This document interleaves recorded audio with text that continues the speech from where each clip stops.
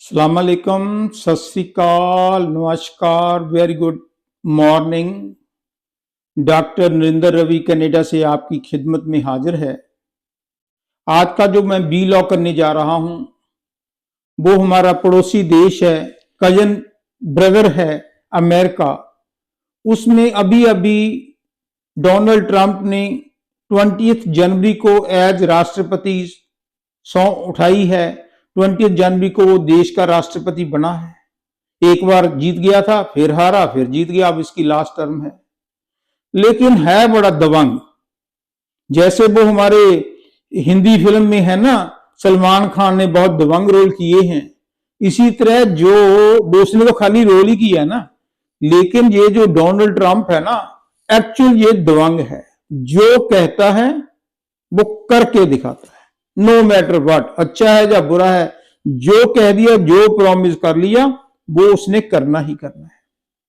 Election से पहले, क्योंकि ये अमेरिका में रहता है, पहले भी राष्ट्रपति था, इसको पता है कि अमेरिका में इलीगल इमिग्रेंट्स बहुत ज्यादा हो गए। कोई कनाडा उसका एकमात्र इनडायरेक्ट वे से रिस्पॉन्सिबल है, क्योंकि कनाडा की जो इमिग्रेशन पॉलिसी है इतनी नरम है। पहले वो कनाडा ले लेते हैं और कनाडा से अमेरिका चले जाते हैं, वहां पर इधर उधर घूम जाती हैं, बॉर्डर इतने खुले। इसी तरह मैक्सिको का है।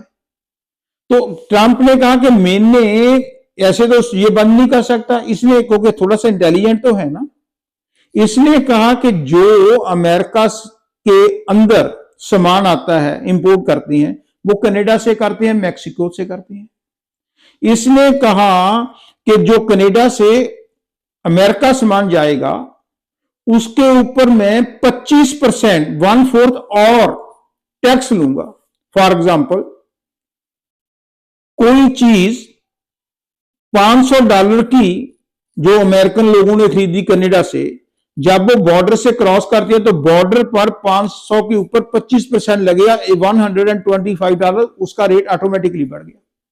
जब उसका रेट 25% अमेरिका में बढ़ गया तो वो लोगों में तो हाहाकार होगी।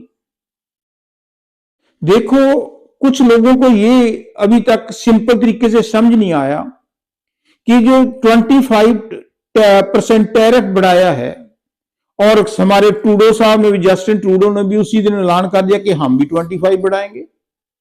ठीक है ना, लड़ाई है, लड़ाई में चलो जैसे चलते हो। अभी हालांकि जस्टिन ट्रूडो को डोनाल्ड ट्रंप ने 30 डेज और दे दिए कि 30 डेज के बाद डिसीजन करेंगे, अपनी पॉलिसी चेंज कर दो। कैसे होती है, प्रॉब्लम क्या है अमेरिका वालों को, जहां से ट्रकिंग में सामान अमेरिका में जाता है, उसमें इलीगल वेपन भी जाते हैं, उसमें इलीगल आदमी भी चले जाते हैं। मेरे पास प्रूफ नहीं है, ये लोगों का सोचने का ढंग है। जब वो वहां पर चले निकल जाती हैं तो वहां पर कैश काम करती हैं, लेकिन जो अमेरिका के लोग हैं, सिटीजन हैं, उनको काम नहीं मिलता। इसलिए इसने डिसीजन लिया कि मैं सामान ही नहीं मंगाऊंगा। जब सामान नहीं मंगाऊंगा, महंगा हो जाएगा, अमेरिकन खरीदेंगे नहीं, तो सामान ऑर्डर नहीं होगा, तो इनकी इकोनॉमी, अमेरिका वाले सोचते हैं कि कनाडा की इकोनॉमी बैठ जाएगी। फिर जब जस्टिन ट्रूडो ने कहा, इसने कहा कि जब हम भी नहीं मंगवाएंगे, जब 25%, इसने तो 25 नहीं, उसके ऊपर 30% HST भी लगना है। 25 + 13, 38% जो भी हम अमेरिका से सामान मंगा रहे हैं उसकी वैल्यू बढ़ जाएगी। तो लोगों में हाहाकार। अब सोचने की बात यह है कि टैरिफ बढ़ने से सरकारों का और लोगों का, इस दोनों के बढ़ने से सरकार पर क्या असर पड़ता है, लोगों पर क्या असर पड़ता है अगर लागू हो गया तो। देखो, अमेरिका से जो भी गुड्स यहां पर कनाडा में आती हैं उसके ऊपर 25 + 13, 38% टैक्स हो गया। टैक्स रुल्दूराम को जाएगा कि कश्मीर सिंह को जाएगा, मोदी को जाएगा कि अमित शाह को जाएगा कि वो केजरीवाल साहब को जाएगा। वो 38% जो टैक्स आएगा वो सरकारी खजाने में जाएगा, सरकारें तो हो जाएंगी अमीर। इसी तरह जो सामान हमारा अमेरिका जाएगा, अमेरिकन गवर्नमेंट ने 25% टैक्स ले लेना उसके ऊपर, तो जितना भी 25% बना वो अमेरिकन गवर्नमेंट के खजाने में जाएगा। अब सरकारें तो होगी अमीर, लेकिन लोग दिन पर दिन गरीब होंगे, क्योंकि जो टमाटर फॉर एग्जांपल $2 का पाउंड था, अगर वो अमेरिका में जा रहा है तो 50 सेंट उसके और बढ़ गए, $2.5 का हो गया। ये तो मैंने एक छोटी सी एग्जांपल समझाने के लिए दी है। अगर हमारा कोई सोफा अमेरिका से आ रहा है, वहां से कॉस्ट 1000 का कर रहा है, तो उसको 38% और हो गए। 1000 का मतलब गया, 1000 का क्या मतलब है, 1300-1400 का सोफा पड़ गया। तो जब 1300-1400 होगा तो इंडिया कनाडा में वो लोगों को कितने का बेचेंगे? लोगों को तो महंगाई महसूस होगी। इसलिए लोगों में हाहाकार है, सरकारों की मौज लगी हुई है। अमेरिका तो ये ढूंढ रहा कि अगर कनाडा से ना भी है तो कई और गरीब कंट्री से मंगवा लो। कनाडा को अब मेरे ख्याल में उसके दिमाग में कुछ बात चल रही है कि कनाडा को अब दिखाना है कुछ में, जो ये कहते हैं ना मैं हम बराबर के हैं, G7 में है। कनाडा को तो ऐसे फूक मारो जैसे कीड़ी उड़ जाती है ना, ऐसे अगर वो अमेरिका चाहे तो कनाडा की क्या हैसियत है? कुछ भी नहीं है। इनको कोई नहीं पूछता। अगर कोई पूछता है तो जस्ट बिकॉज ऑफ अमेरिका। हमारे पास ना मिलिट्री है, ना सोर्स है, ना कुछ है, ना बात है। बस फूकी शान ही है, इधर दे दो उधर दे दो। हमारे जस्टिन ट्रूडो ने इतने पैसे टैक्स के यूक्रेन को इधर उधर बांटे जैसे आपके बापू का माल हो। इधर टैक्स लग रहे हैं इन लोगों की। हाँ जरूर दो, हेल्प करो, पहले अपने घर तो देखो। अगर आपके पास एक्स्ट्रा है तो जरूर दो।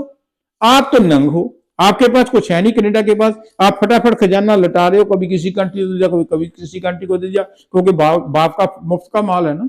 तो इसीलिए जो प्रॉब्लम हो रही है। अभी जस्टिन ट्रूडो ने वो कहता था कि मैंने 20 जनवरी से इतनी बार फोन किया, मेरा फोन नहीं उठाएगा कौन? कभी कोई गरीब का फोन भी उठाता है? ये बताओ। आप मोदी साहब को 100 बार फोन करो, कोई नहीं उठाएगा। अगर अमित शाह करेगा, जब मोदी साहब का एक बार फोन आया फटाफट भागकर उठाएंगे। यही बात कनाडा और अमेरिका की है। अभी अमेरिका ने 1 महीने का पॉज दिया है, देखो क्या होता है।